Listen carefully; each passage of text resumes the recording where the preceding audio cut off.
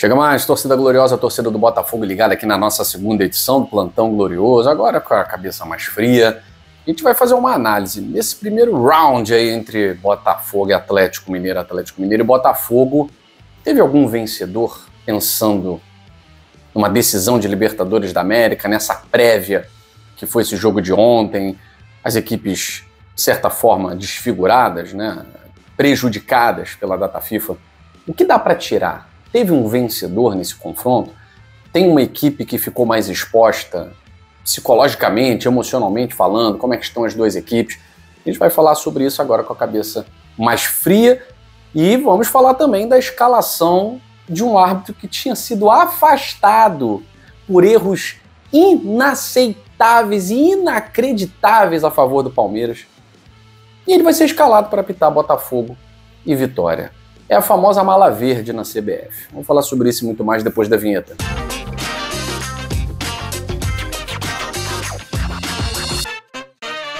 A BJ Engenharia de Incêndio volta a ser parceira aqui do canal Gigante Glorioso e siga a nossa dica. Invista em segurança. Foi notificado pelo Corpo de Bombeiros? Chame a BJ Engenharia de Incêndio porque ela tem os melhores projetos, equipamentos contra incêndio e ainda vai ajudar a sua empresa a se legalizar junto ao Corpo de Bombeiros, a sua empresa, o seu condomínio, ou seja, pintou problema, chame a BJ Engenharia de Incêndio. Os telefones estão aqui embaixo, 2261-1718, 2591-9927. A melhor em manutenção e equipamentos contra incêndio é a BJ Engenharia de Incêndio. Somos mais de 116 mil inscritos aqui no GG, eu quero agradecer a sua moral, meu muito obrigado em nome da nossa equipe, a moral que vocês dão aqui pro nosso GG, tá certo? Continua aí dando essa moral, deixa o like, aqui tem vídeo todo dia, live de pós-jogo, conteúdo diário, independentemente do que acontecer, porque aqui é Botafogo e a gente não desiste nunca, porque o Botafogo é só pros fortes. Vamos lá. Empate de ontem, tá reverberando na imprensa e tal. Daqui a pouco, lá no Dois Toques, a Casa do Futebol, aliás, você já se inscreveu lá no nosso outro canal, Dois Toques, a Casa do Futebol? Lá a gente fala a verdade nua e crua, sem mimimi, direto ao ponto. Se você não é inscrito, não conhece o nosso canal, se inscreva lá, Dois Toques, a Casa do Futebol. Daqui a pouco tem conteúdo lá. Agora, eu quero fazer uma análise desse primeiro round entre Botafogo e Atlético Mineiro. Teve um vencedor? Teve um perdedor? Teve uma equipe que teve mais spoiler do que pode acontecer no dia 30? Vamos lá. Primeiro, o Gabriel Milito, na coletiva, ele afirmou que essa partida não tem nada a ver com o jogo do dia 30. E ele tem razão em parte. Não dá para desassociar o jogo do dia 20 do jogo do dia 30. Até porque as principais estrelas estavam em campo. Paulinho, Hulk, Daverson, Luiz Henrique, Almada, o Igor Jesus um pouquinho, né, lá no finalzinho do jogo, quase não apareceu, mas algumas das principais estrelas estavam em campo. Então é claro que tivemos uma prévia do que vai ser o dia 30. E eu gostei muito de uma fala do Marlon Freitas, porque claramente o Atlético Mineiro está pensando só no dia 30. Ele está esquecendo que ele tem o Campeonato Brasileiro, ainda tem um jogo contra o São Paulo no Morumbi, e tem um jogo de portões fechados ainda contra o Juventude, talvez no Estádio Independência. Então, os caras estão no dia 30, e o Marlon Freitas foi e falou pro Hulk assim, irmão, eu tenho 2 jogos ainda. Tipo, esquece dia 30, eu tenho 2 jogos para jogar. Isso foi muito bom, porque ele viu que o Marlon Freitas não ia cair na pilha dele. Aí ele foi e mudou pro Luiz Henrique e tal. Mas o tema 30 de novembro, é claro que estava ali. Se não nas palavras, na atitude dos jogadores. Barbosa completamente nervoso, caindo em pilha, porque ele já cai em pilha normalmente, né? Ele estava até com um comportamento meio estranho esses últimos jogos. Mas é um cara que cai muito na pilha. E no Brasil, caiu em pilha, expulso. A gente sabe que é assim, né? Na Libertadores da América tem uma parcimônia maior. Agora, o Gabriel Milito disse que esse jogo não tem nada a ver com o dia 30. Tem a ver porque os ânimos estavam acirrados por conta da decisão da Libertadores. Não tem a ver porque os dois times devem entrar com outra formação, tá? O Botafogo vai entrar com seu quarteto descansado, pelo menos com 3 dias de descanso, né? E não deixa eu ver quantas horas, nem 24 horas, né? Nem 24 horas de descanso Luiz Henrique e Igor Jesus tiveram. E Alex Telles também, afinal de contas, viajou e tal, você sai da posição de conforto, né? Não jogou, mas você sai da posição de conforto. Então, o Atlético Mineiro vai estar com o Gustavo Scarpa, vai estar com os seus jogadores atuando, o Hulk, o Paulinho, o Davidson, o Botafogo vai estar com o Savarino, vai estar com o Igor Jesus, o Almada jogando no meio, o Luiz Henrique 100%. Então, a gente vai ter um cenário diferente. Vai ter um jogo diferente, um cenário diferente. Nesse sentido, eu concordo com o Milito. Agora, eu discordo do Milito porque esse jogo revela muito do que vai ser o dia 30. O Atlético Mineiro, cá pra nós, é um time com poucas armas. Poucas armas. Poucos recursos técnicos em comparação com o Botafogo. E aí tô abrindo o jogo aqui, galera. O Atlético Mineiro é uma equipe que ele mostrou qual será a sua estratégia. Daverson vai tentar provocar o Barbosa o jogo inteiro. Hulk vai tentar jogar em cima dessa coisa de reclamar, falar, chorar, que ele é conhecido como chorão, né? Vai tentar chorar o jogo inteiro para a arbitragem. O Paulinho nem vi. O Paulinho passou despercebido. Então o Galo, a jogada do Galo vai ser essa, vai tentar desestabilizar emocionalmente o Botafogo durante o jogo, tentar segurar, amarrar, tal. Vai ser quase que um jogo de time uruguaio, né? Time argentino-uruguaio de segunda linha. Porque o Atlético Mineiro, ele abdicou de jogar futebol. Se eu mostrar os números para vocês, enquanto o jogo estava 11 contra 11, o Botafogo tinha 8 finalizações, o Atlético Mineiro tinha 1 finalização. Ao final do jogo, o Botafogo teve 27 finalizações contra 3 do Atlético Mineiro. 27-3. Então, 9 vezes mais do que o adversário. Não é a ausência de um jogador só que vai definir isso. Porque, como eu falei para vocês na live pós-jogo, eu já vi o Botafogo fazer partidas muito mais dignas do que a que fez o Atlético Mineiro, jogando com um a menos. Eu já presenciei o Botafogo fazer uma virada histórica contra o Internacional no Beira-Rio, com um jogador a menos e perdendo de 2-0. Então, assim, não é o fato de estar com um jogador a menos que você precisa se acovardar. Mas essa postura me parece ser a postura que o Atlético Mineiro vai adotar. Uma linha de 3 defensores, o Gabriel Milito não vai abdicar dessa linha de 3 zagueiros, um meio muito pesado com o Otávio, que fraquíssimo, né? Concordo aí com quem falou. Se o time não é fraco, o Otávio é muito fraco. É muito fraco. Então, é reserva, né? Deve ser reserva nesse time, não é possível que ele seja titular.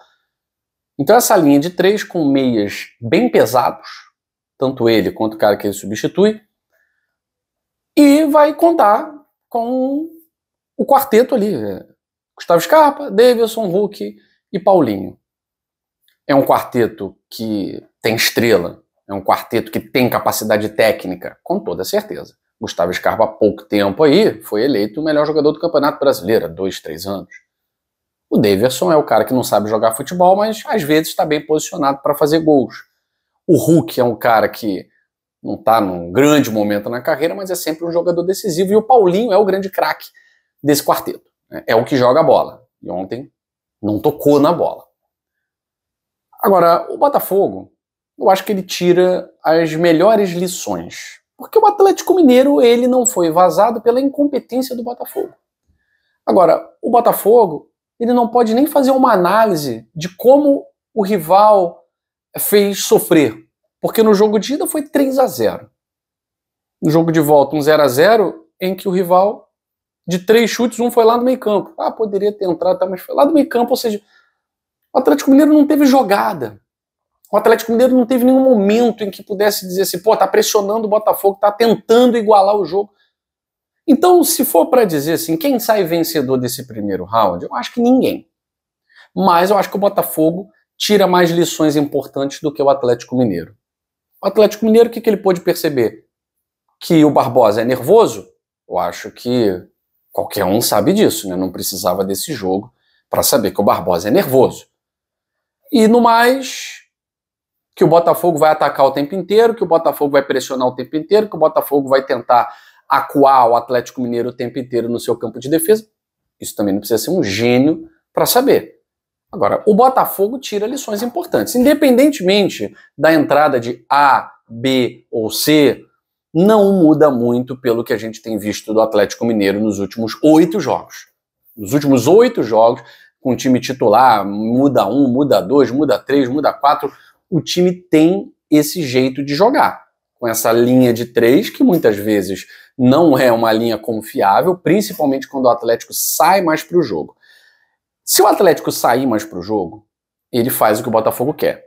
Se o Atlético fica plantado lá atrás, ele está mais propenso a sofrer gol. Então o Gabriel Milito ele vai ter que decidir, ou ele joga como time grande, ou ele continua como time pequeno, tentando a sorte de ter uma bola.